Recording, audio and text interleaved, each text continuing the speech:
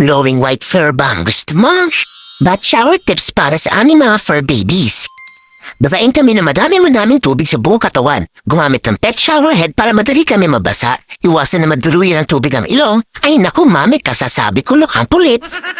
Basain maigi ang aming muka, tenga, leeg, kilikili, mga singit-singit, mga daliri, kamay at paa, dibdib hanggang petan at buntot para lumambot yung mga nakakapit na dumi o bakterya o mga nagtatakang parasite sa kumabit sa balat namin.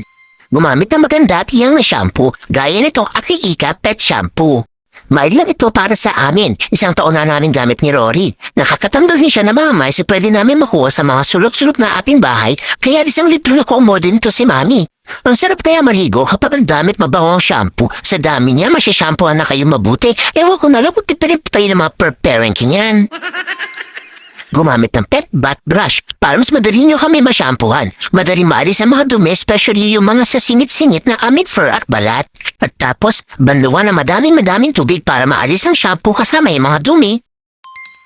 Kung gusto mas malabot at madali suklayin at iwas buhol, gumamit ng Mother de Cacao Premium Conditioner. Organic at premium ang quality, kaya talaga nakakalambot at kintab ng fur. Ang bango-bango, kaya nakakatanggal din ang pag-aamoy dugyot. Bandawan ulit mabuti ng madaming tubig para ma-freshen at wash out lahat ng dumi o bakterya na kumapit. Halos 30 minutes kaming paliguan ng mami ko. Sigurado lunutot pa tayo mga parasite at dumi na nakakapit. Mami, ano ba yan? Pigain mo ako para kong basahan.